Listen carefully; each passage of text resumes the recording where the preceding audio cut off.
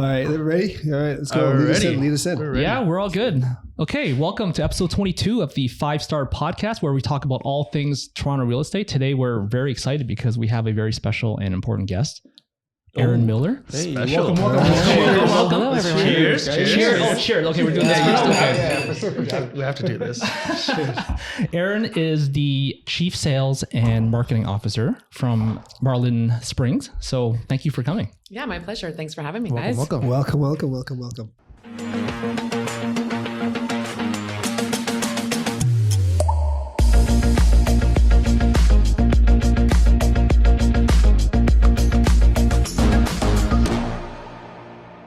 All right. So we're just doing an overview. I mean, we want to get a good perspective on the builder side. We always have, podcasts and our predictions and our side of, but it's very interesting to get a builder perspective on what's going on in the market right now. So I think, sorry, Erin, before we get into that, let's talk about how Erin got into the industry. Why don't you tell all the listeners right now how you got into the industry and how you ended up with the position you are with Marlin Spring? Yeah, I mean, I had a bit of an interesting start. I actually worked in finance for a while. I was down on Bay Street with CIBC Mellon, which is a global security services company, and was working there, and then always had a passion for real estate, and ended up taking about a year traveling the world. Wow. Came back and went in, applied and had an interview with a developer, and very kindly they gave me my first job as a coordinator, and worked my way up. I've been with 4 developers now. Marlin Spring I've been with for 5 years. So quite a journey, and I was really lucky that somebody took a chance on me. I think it was really brave of them, and I hope it worked out. Yeah. Right. Well, it's obviously working out very well for you. Yeah. It's been a really fun ride, and I think having a background in finance as well as government relations was an earlier field that I was in. So I think those also help understanding the whole complexity of the development portfolio and the pipeline. So it's been quite useful. It's a good transition. Yeah. Mm-hmm. Yeah. So you're a Toronto kid. I'm a Toronto kid. Yeah. Okay. Good. Still in the 416. Yeah. Awesome. Yeah. All right. So why don't we talk about just in general? I'll let Winston lead it off here. Okay. So today we wanted to kind of talk about a little bit more of the bigger picture stuff. A couple of days ago, there was a good announcement from the government saying that immigration is going to actually maintain and actually ramp up a little bit. So 2024, 485K immigration. And then 2025, 2026 is going to be 500K per year. So what are your takes on that? That's like 1.5 million. Is that all immigration or some refugees or like what's immigration rate? That's what they're allowing in.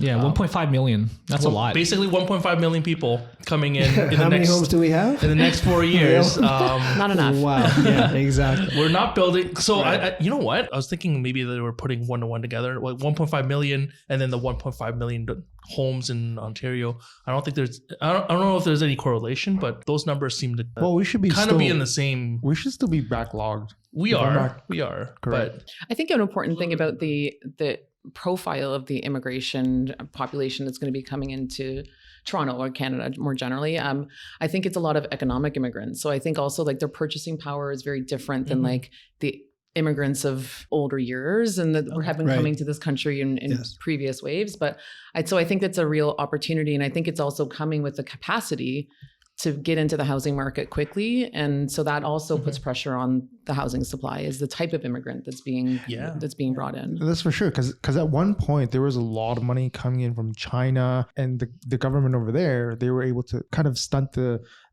money flowing out from China. And then there were other nations that filled the void now because there's such a demand to come into Canada. Yeah, definitely. Like China, India. I think India is our number one right now. The past couple years has been India at the top. So, but it's interesting because I heard recently that the government now is taking into consideration housing. But wouldn't they be doing that a couple years ago? Like, why is it now just a concern? It's a problem now because it's a problem now because it's like we finally hit the red line, and it's like, oh, now it's a problem.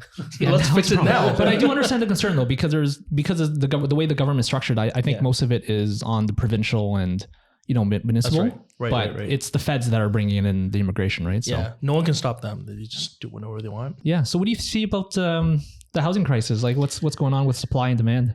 Yeah, I mean, it's an interesting time to be talking supply and demand because I think this time that we're in the here and now, like this actual moment, there is a lot of supply on the market. So it's almost like, well, it doesn't feel in this moment, if you're out shopping around for be it a condominium or a home, that there is a shortage, because there isn't the pressure on, because the market is fairly slow. So if you're a purchaser out, exploring the market for opportunity, be it related to pre-construction. I know that some of you guys dabble in the resale as well, so that might be a different proposition.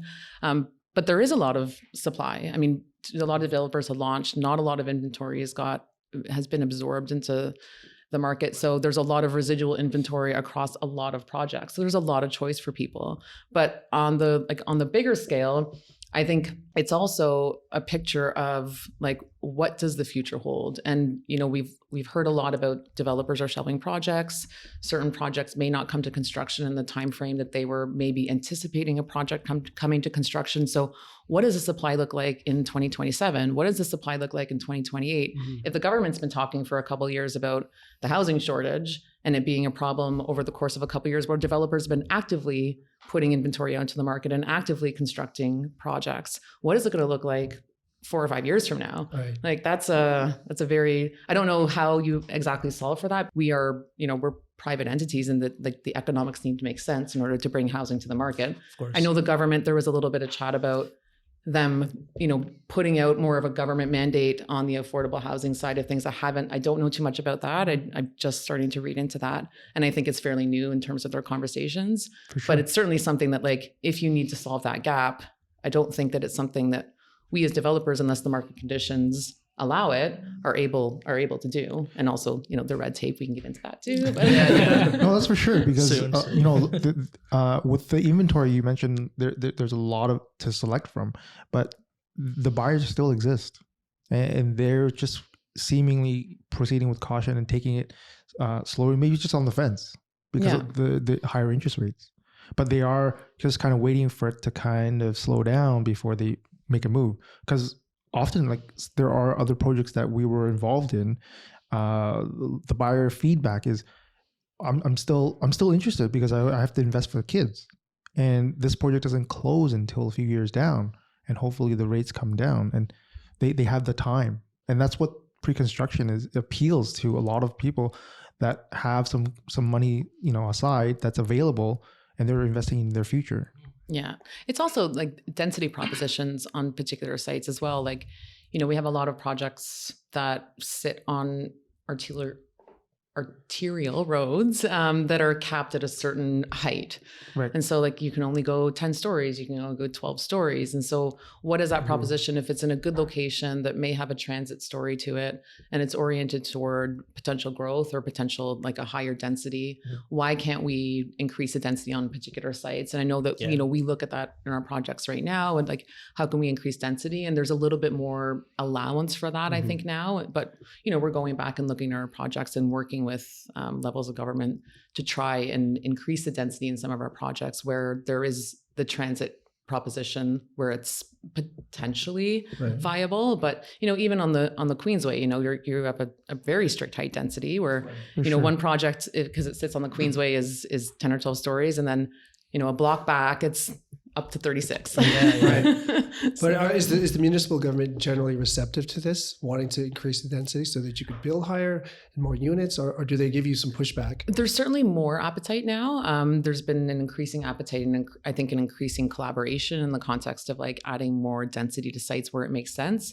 But it's still part of the process. There's still, you have to go through all of the applications and the time associated with that. So you're the red tape discussion comes back up in that regard. But certainly I think there's more appetite for them to be working with developers with sites that are owned and potentially going to market to make them more viable to bridge that gap. So is it true that there's consideration for airspace and like shadow impact, like just so that the local neighbors, like everything, right? Yeah, shadows. Yeah. They do shadow studies, don't they? There's shadow, always do traffic, shadow sound. It's crazy. Yeah. There's all of the studies, all of those do exist. not a mystery. And it's very shadows, tough. right? I mean, we had one project where there was a community garden space on the south, like not the south side of the site, but kind of kitty corner to the south of the site. And it was, it was a huge debate amongst people in the community and a huge impact to the project in the context of like that being highly impactful to that garden space. And, you appreciate it and you respect it, but it's downtown Toronto. Yeah. Like, you have a garden? I didn't know there was a garden there. Hey, there's a push for organic, right? Organic food and gardens. Yeah, right. NIMBY. I'm sure you know that word very well. You know the term NIMBY. I'm sure It's been an ongoing thing for a couple months now. But it makes sense though to build density up on transit. Like for example, the Danforth. Yeah. It can't be single family homes the whole time there. We have so much people here, right? So yeah. Well, especially it being right on the bloor line. Yeah, exactly. Exactly. It's anywhere in Toronto, right? Like, I mean, it's just like if you start building it's a waste of land. Like, the potential is just being wasted. No, away. I mean, those are prime for gentrification. Like, it needs to be intensified in order. The only way to build these is to have less people coming in, right? Like, that's at like really high thinking is just like they're bringing in so many people. Okay, well, that would be the easiest solution to limit that. But let's just say if they can't. So and they're not going to. Well, they're not going to. So exactly. Yeah, and I think it's obviously an important economic factor. I mean, you look at like all of our, we use obviously a lot of skilled trades on our site. So it's also like where is the employment base coming from to kind of support? So again, true. it kind of goes back to the housing demand. It's like, well, you need people coming in that are skilled, that are able and willing to work and to fulfill that void, because it's, you've got construction sites going, there's a myriad of, I'm using construction because we're in it. But there's a million different sectors of the economy that are benefiting from that would stagnate potentially otherwise. So hugely important, but also like something that I think it's a long road to I think there is a massive shortage for skilled trade and like a lot of huge. Yeah, because even just as simple as retail, like not a lot of people are doing retail these days because they find other online businesses, maybe, especially the millennials and the younger, the TikTok generation. Well, it's a convenience of it too, right? Like, they don't want to go to the skilled trades. Let's be honest. It'd be great if you could have monetized TikTok when you were young. I might have done it. You got the skills. Go for it. I mean, come on. I don't really have. Yeah, but like definitely, like I think like skilled trades is becoming more and more of like a very niche market. Like, it's just no one really wants to do the hard work, even though they're pretty much guaranteed to make a lot of money if you're in it. And then maybe like 5-10 years down the road, it's going to be like a specialty. People can't even change a light bulb. It's going to get to that point. But I mean, robots, maybe they're going to bring in some bots and that's AI, just that's sci-fi? just so far thinking sci-fi. No, you're going dark there. So what are we talking about from a builder's perspective, Erin? How do you select your sites?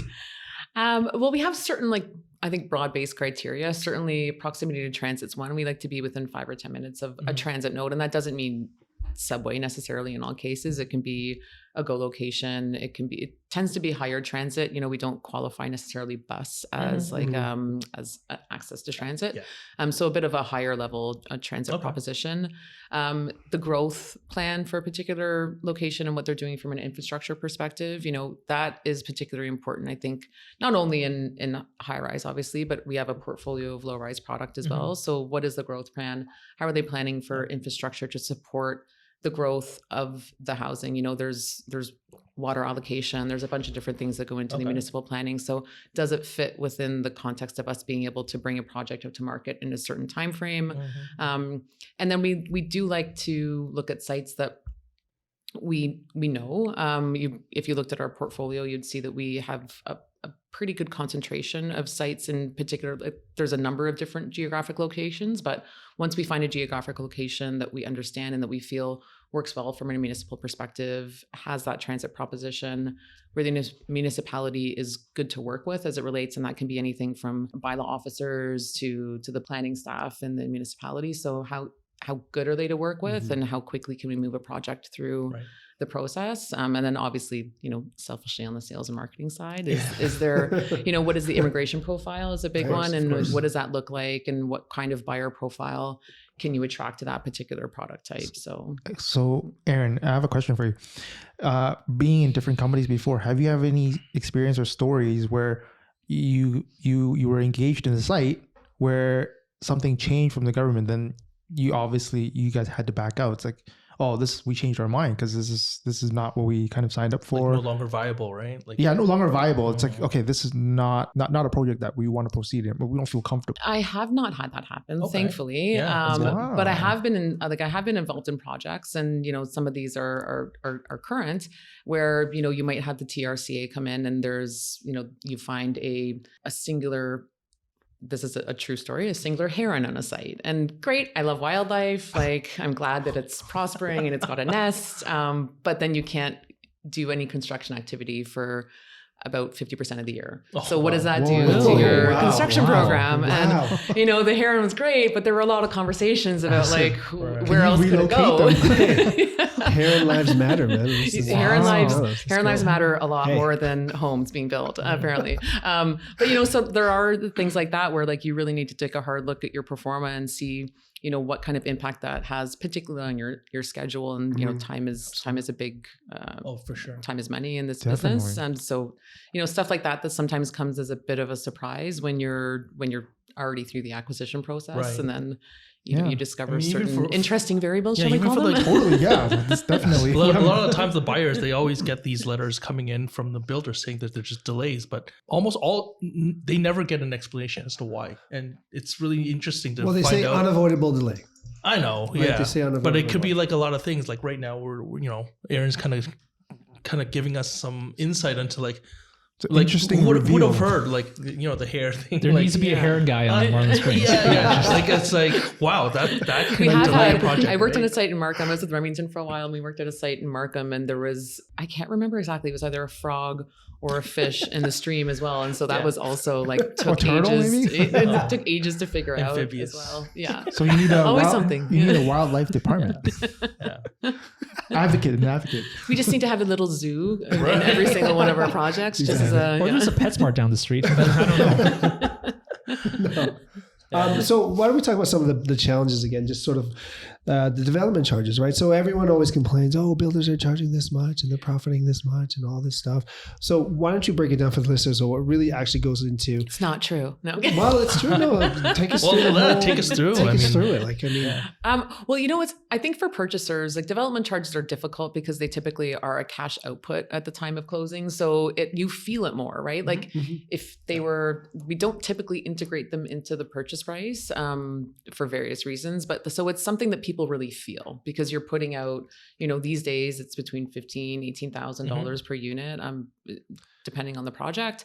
So it is a big cash out in addition to all your other closing costs. You're writing a significant check at that time. So, it certainly is something that is contemplation, but on the flip side, that 15 or 18K or whatever your recovery delta is for your project or however you want to incentivize it is a very small portion of the actual development charges. So as a developer, we eat most of the development charges because it would be impossible to pass those on to the purchaser and ask them to pay. Which is why you cap. You'd be cutting an $80,000 check at the time of closing. Yeah. You cap it at, 20, we cap them like 15, we do, like what 25. we, whether or not the public thinks it's fair, we, needs to be a certain level of recovery that we get to make the project viable. And so you try and make it a recovery that's palatable and saleable, but also isn't putting people in a situation where they're anticipated to pay that entire development charge because it's massive. So the development charges are like, they're part of your closing costs. So when you pay typically like meter fees, and you'd have to pay like your Terry-on registration. There's usually some lawyer fees involved with that. If you had any amendments, all of those amendment charges get dropped in. So you usually have your bucket of closing costs, and within that would be, the development charges applicable to whatever site you purchased on. It's not a consistent number. I mean, it varies product by product, project by project, and developer by developer, and market to market, quite frankly. Right. So Erin, so from a developer standpoint, like the development charges had to be like on collateral before the development goes ahead? So we pay our development charges at the time that we start construction. So when you you have to pay your development charges, and then you also have to pay for your permits. Right. So there's a substantial cash output right. at the time where you're going in for construction. I mean, it's a lot of risk too, right? I mean, like we're not doing it. We're only buying it after you guys have already done it, right? So, from what I heard, development charges actually increased not too long ago, right? Depending on the municipality. I mean, Toronto's did, and we've had a significant increase in some of our other municipalities, but they are very there's components that are driven by like I'd say micro location based, Okay. be it like municipalities and that. So they don't always change at the same time. They usually will do some indexing over the course of the year, which is like nominal indexing. And then every once in a while, there'll be a very or potentially a quite a significant shift in the development charges. Could be because, I mean, and don't quote me on this, I'm not quite sure, but maybe, you didn't do a review of your development charges for 5 years, and then you've decided that, you're going to do a review, and they go up exponentially. So Interesting. I know Toronto's got, it was 10-15%. It's quite high, but then, they graduated Increase. it over the course of time, because I think the impact would have been just incredibly. And that's why one of the, the price per square foot increased overall as well for projects in Toronto, right? Yeah. Like, it's not just because builders want to charge more, it's just costs more to do. Yeah. Well, it's true. Remember when we were selling projects downtown pre-construction, it was $600 a square foot. And Don't age us. Well, you're only 25, right? But remember the clients would be like, wow, $600 a square foot. So now crazy. it's what, Yeah. 15, 17, we've seen 2000. Like, seen those numbers. We've been in the 4 digits for some time now. Yeah. But it was not always at that high. I also remember the days of 600 a square foot. I remember So 300 at one. No, at you some, don't. We just graduated university. Stop. really early on, it was like 300. Stop. Yeah, we're 400. definitely dating us. We're at some point in time when I started in pre-construction. I mean, as a background, Erin, I don't think I mentioned, like, I used to work for a developer as well, in-house, and the prices back then were hovering around 280 to 300 per square foot, and that was sales weren't even. That was around. Sales were not flying. Like, Yeah. it was just like regular market, right? And that was Young and Eglinton. Yeah. it's a lot of perception, right? Yeah. In the context of like, because back then it's always retrospective, That's looking true. back and being like, oh, it was so cheap. Yeah. If only Yeah, I you know, known. of course. I've said if only I had. Right. Like, Yeah. Oh, I would have pretty much every day in my life. Yeah. Like, this is something that I always hear from like my clients too. It's like, everyone that's bought maybe like 5 years ago, they'll look at today's price and they're like, oh, wow, when I bought, it was this. Always. And then they always think today's price is really expensive. Whereas someone that buys in today, 5 years down the road, they're going to say the exact same thing. Yeah. No, but It's like, oh, I got a deal. Yeah. Oh, I wish I should have bought 2 or 3 more. It's interesting. Like we talked a little bit about development charges being like, part of the cost of being in this business, but the construction costs are another huge variable that obviously weigh heavily on your capacity to complete a project. And it's interesting, I think when prices were going crazy in COVID, particularly in the low rise market, it was, the assumption was that we were, that you're always increasing prices and you must be walking away with like the healthiest project, and the returns must have been spectacular. But at that time, what people don't realize is like, you might have assumed that you were going to go out at, a townhouse for $600,000 in Durham. Mm-hmm.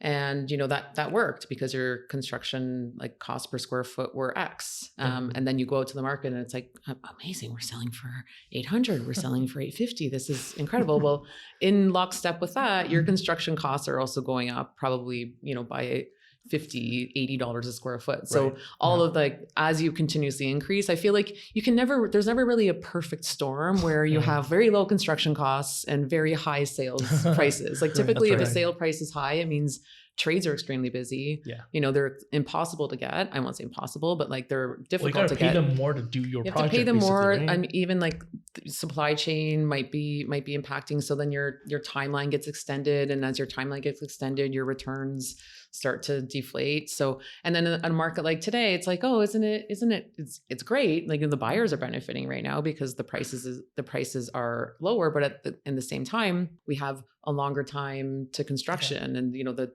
timeline to when we actually get in the ground is longer. So there's a lot of different variables that weigh on that. And the reason why you can come out lower is because sometimes in a market like today, if you can get under construction, the trades aren't as busy. So maybe your cost per square foot on the construction side is balancing that out. But if you actually looked at the numbers, you'd be like, oh, the returns are the same. How's that possible? There's really no arbitrage here. Like you can't win it all. I always joke with the construction team is if they're in smooth sailing, we're struggling, and vice versa. If we're struggling, they have all the power. So they can, so it's depending, you'll know how it's going depending on what division you're talking to.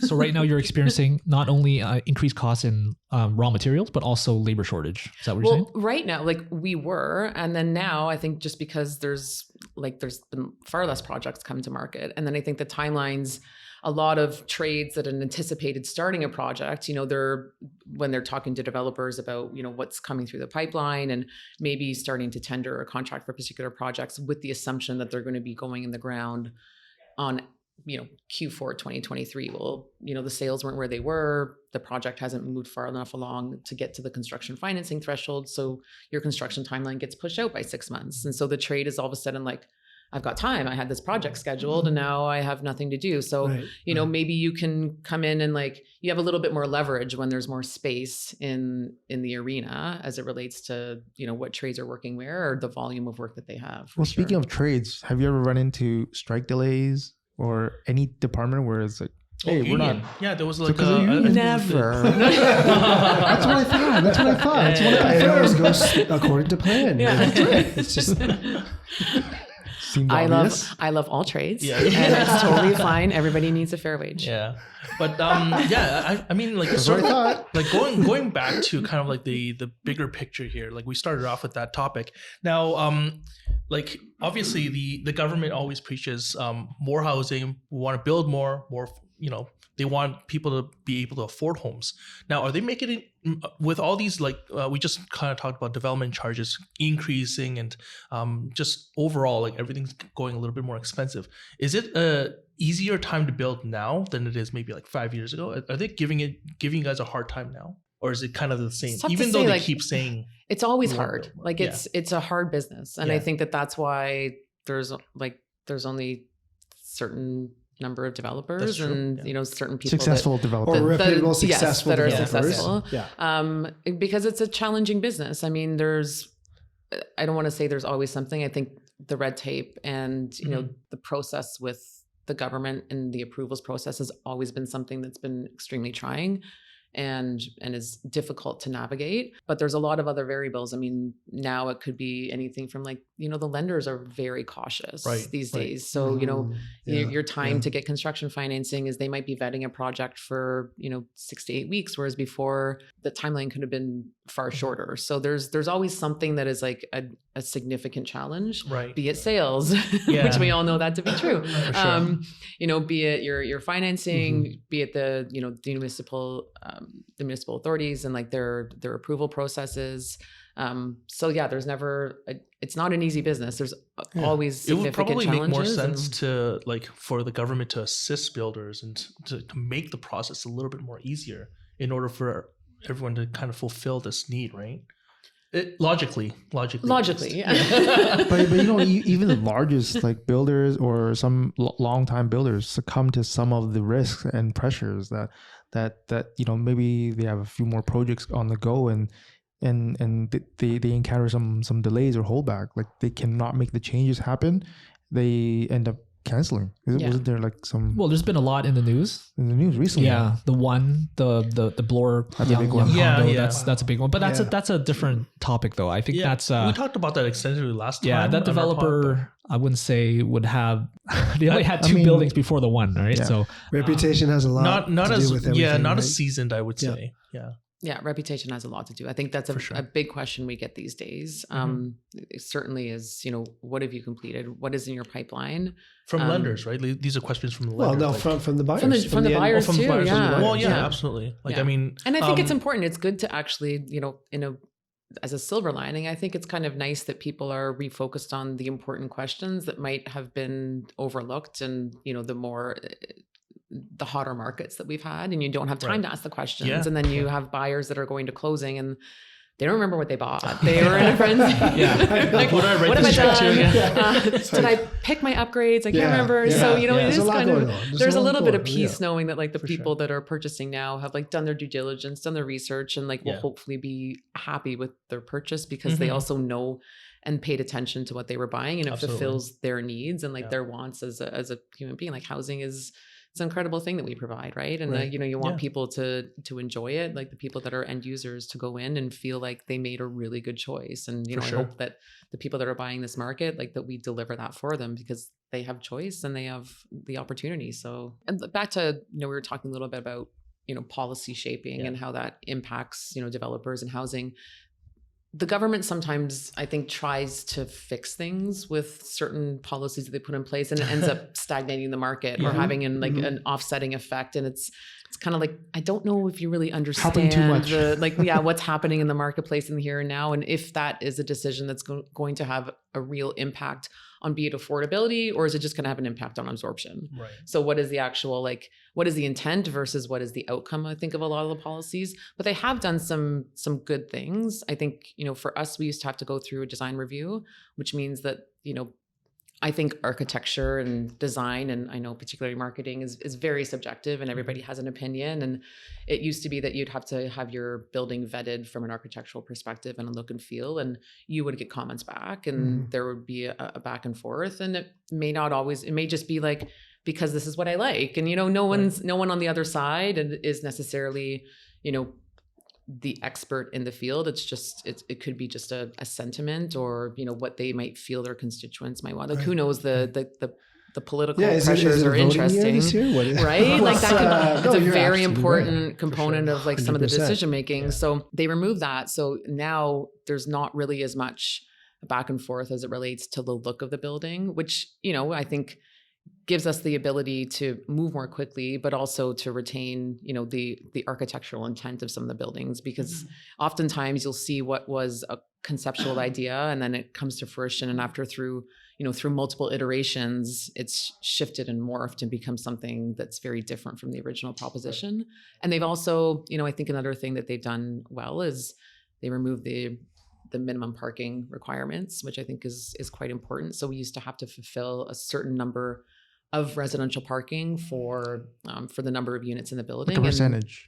So that's been, and that really helps us as developers, because some locations, they just don't need parking. Yeah. They just don't need, 70% parking. Yeah, so that's helped us definitely in terms of our capacity to make our projects work, because it's very expensive to build underground, but also, fulfills our mandate, because you're getting cars off the streets. And I know they're we have a lot of work to do on our public public transportation infrastructure, but getting there. But also, gets cars off the road, reduces congestion. So I think there's a few wins that have come out of some of the policymaking, a few big maybe missteps. But what is generally speaking, what's that ratio for parking requirement for? So now they're actually, you don't have to have a minimum. You always have to have a visitor parking. Right. But in terms of actual residential parking, there's a couple of projects that you probably know that came out with no parking. And you've got a few that are I remember 0.2, which is a 20% 20% parking. We're trying, about 20%. Yeah.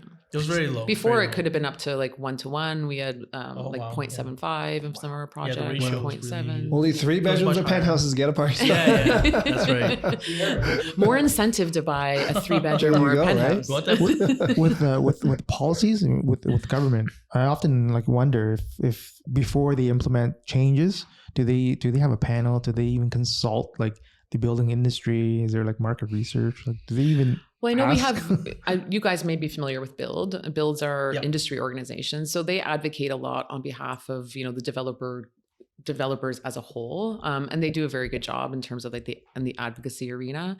And I know that we work with them quite closely in terms of trying to give input and shape our counter to some of their policies, or if they're coming out with a policy that is contentious in our industry, how can we work with that? So there's a voting process. I wouldn't say vote.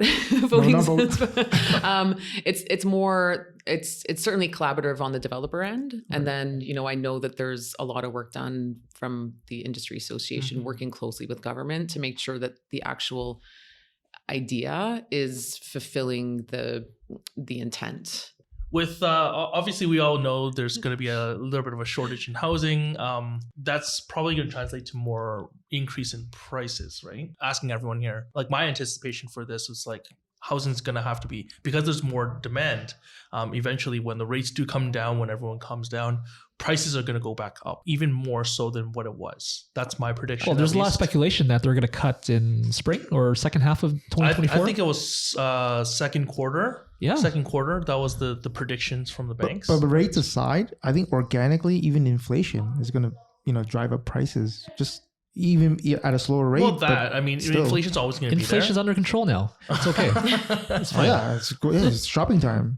But yeah, I mean, like my prediction, obviously, like prices are going to increase at a more exponential rate because there's so many people coming in. I don't know. What do you guys think?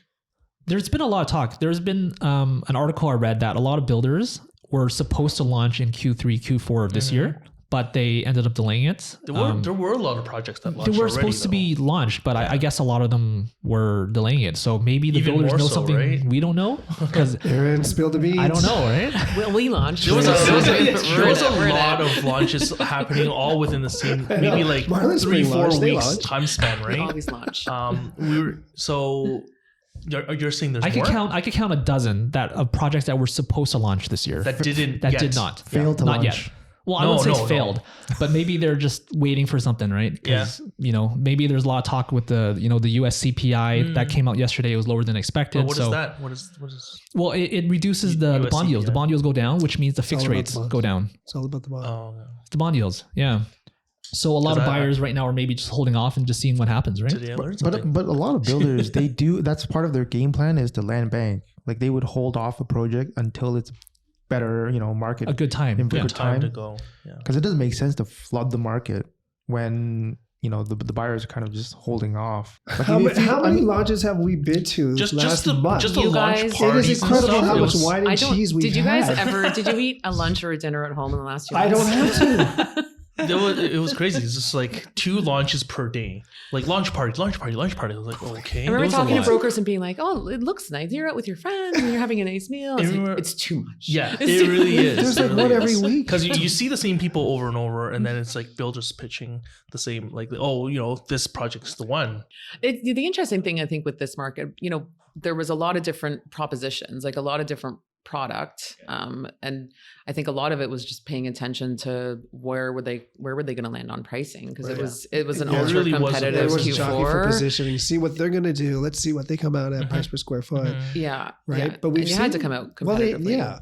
I mean, we've seen prices actually go down quite a bit. but I mean, Incentives going high. Too. Incentives going through the roof. both Yeah. prices and incentive, definitely, it has to be the perfect package for buyers to actually make a move. That's just for now, though. For now. For like It is really like it's interesting to me, and we talked a little bit about this before we started the podcast, but it's interesting to me that more savvy investors and more savvy buyers aren't paying attention to the proposition and the value proposition that's in front of them in the here and now. And Yeah. it's so fascinating to me how headlines will drive consumer sentiment, and it is the nature of the beast, and it's human nature. But like, as soon as there's some positive headlines and a consistent level of positive headlines and that confidence comes There you back, go. what do developers do? It's like, okay, then all of a sudden you start to normalize your pricing, you start to they back don't out listen to incentives. the experts, which is us. They'd rather listen to a reporter that is reporting on like a crime or something. Well, that's the same yesterday. thing. and It's then the same thing with the stock market. Yeah. People just trade. they're on sheep, news. right? They're sheep. They It's just like, listen oh, to whatever. Everyone's investing. Market's going up. Now it's time to buy. Yeah, and right now all the headlines are about recession. Yeah. know, It's so- like it's just like negative versus negative, and then like people are really just like they're not even looking at the numbers anymore. They're just like, oh, my neighbor's not buying. Oh, this guy's not buying.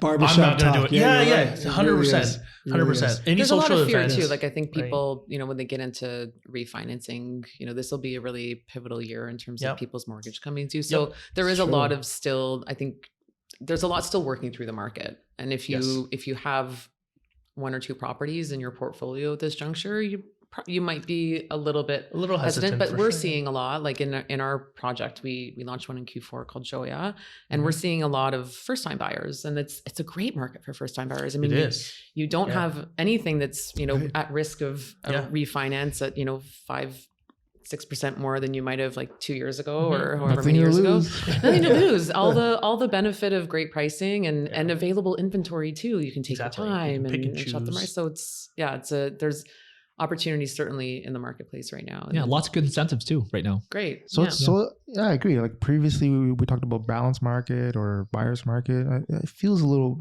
balanced like at this time. There are some panic sales, some first time buyers, as you mentioned. But I find, some of the projects that were delayed, some of the buyers, investors, they've maybe gone above the threshold for mortgages. and they can no longer close. That's part of the reasons why, they have to offload from their portfolio. Yeah. So people, was it walking away from 300,000? I think that was the most extreme case. Something like that. Bad, Again, we read that in the news. Yeah, but they bought during record low interest rates, right? Yeah. That's So maybe it's better now because they're used to 6% now. I would gamble in 4 years' time the rates would be lower than it is now. So Yeah, I mean, it's an interesting lesson, I think, for like all of us in the industry too. It's like, the education is not just on the sales side, but the education's on the closing side as well, because that's where kind of the rubber hits the road, and that those deposits that you've been trickling into the developer, suddenly they add up to $120,000. And what is your plan? And I think that like regardless of the plan, it's having that education in terms of like the closing costs, what the expectations are, working thoroughly through who's your lender, who are you working with, what are what are the propositions ahead of you? So I think like it's definitely put a bit of focus back on like the full cycle of the deal, and the importance of like the tail end of that deal, and making sure that, clients know about that as well and are well educated, because there's, sometimes you get surprises, and if you didn't read thoroughly, you might, That's right. that's a very good point. Yeah. Because it's now the time too. Like, again, developers I know you have time, you've got time to review the agreement of purchase and sale. So, what are those adjustments that you can expect, and like really doing like a great job of educating buyers and giving them confidence in what they're purchasing. I think that's. So I often make sure the buyers have the ability to close. If you're a speculating investor, hoping to profit off of a short-term kind of like investment, is not always the way to go. Like as in 5-10 years ago, where people have done it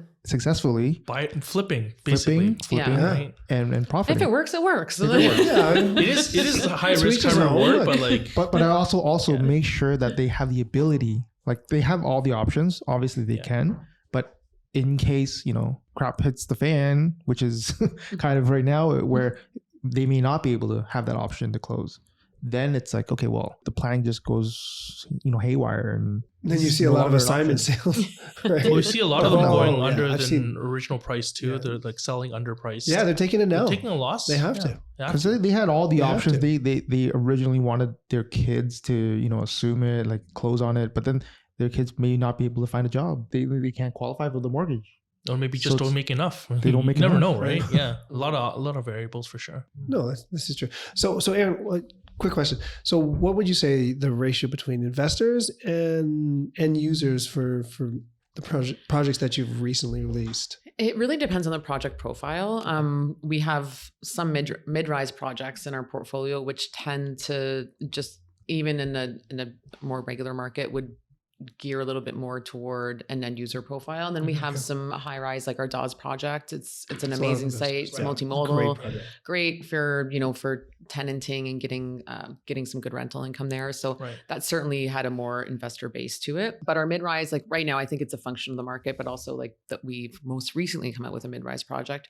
We're probably about 65% end users, and then the balance being investors. So it's a nice skew. It's a really nice skew. Yeah. No longer just all investors, right? Before it was all investors. Maybe we did a little appreciation event for everybody that had purchased so far just a couple of weeks ago. Nice. We're just continuously having the conversations with them, and a bunch of people showed up, and they were like proper end users. I hate to say, like from back in the day, they were proper end users, and they were like, I bought because there's a pet run, and I really I'm like, oh my gosh, you didn't buy actually because matter to the buyer now.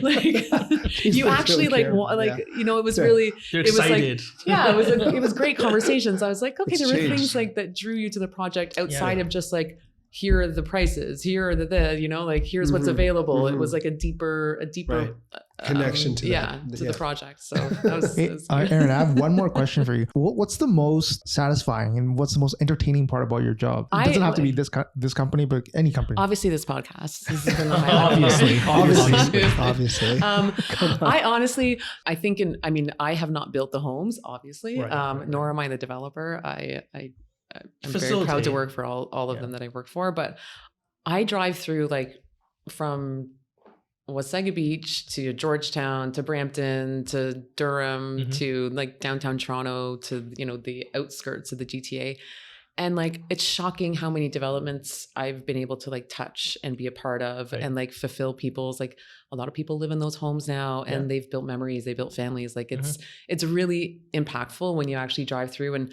I just drove through. Difference, right? Yeah. And I drove through terrific. a project, the Project Symphony that we are just completing in Oshawa. Yep. And I'm like, it looks just like the rendering. This is so cool. Like, it's so cool. That's definitely satisfying for sure. I told you guys earlier on the podcast, I came from CIBC Mellon, and one of the things that I was never fulfilled in was there was no tangible result. Like you would do all this work and then you just be like, okay, I guess we're done. Like, on to the next project. Right, and here it's like, okay, we're done, but look at what we did. Like look and touch and feel. There's actually a result. Amazing. Well, it sounds like you're part of a legacy. Like you leave behind. Oh yes, right? no, that sounds much more. I like the way you describe it. Legacy. Right. All right. And part of a great team that I think creates there are pieces of the city that will be there, for ages, and people are living in them and experiencing and their lives are changing in them, and it's even if it's you cool. If you move on to bigger and better things, like if you drive by, like, hey, I was involved in that project. Just nothing bigger, but I'm at Marlin Spring. So. No, but in bigger and better projects, right?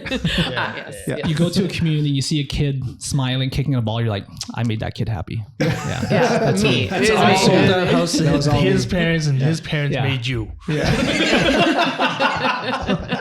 I'm like, you're welcome, kid. You're welcome. It's like, who is that lady? The crazy lady yelling at me. Indirectly made you. Trust me. It's like, I'm pretty sure my parents paid for the house. Right? Like, get over it, lady. That's awesome, guys. Okay, we're coming up on time. Any final thoughts? I know some of you want to mention anything last minute or... How about this? So aside from running $1 billion company here. Oh, also running. Okay, I'm getting a lot of kudos on this one. What does Erin do for fun? What do I do for fun? I'm a really avid cyclist, so I travel a lot to cycle. Shout out to all the cyclists out there. There's a lot of cyclists. Actually, our industry is replete with cyclists. I think the development industry is a huge culture.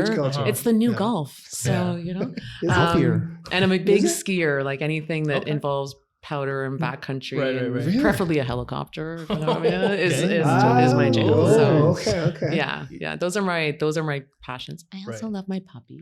Puppies are good. Good to know.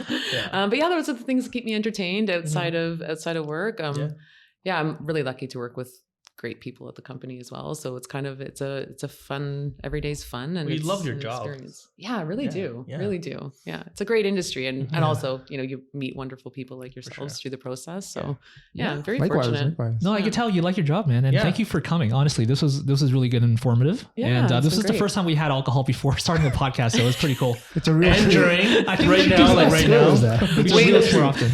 I think this should be a new norm. I don't know. Yeah, But cheers, man. Cheers. Thanks for coming here. Guys. Okay, thanks, Aaron. All right. Okay, Thanks, Thank you. Thanks. bye-bye. Bye.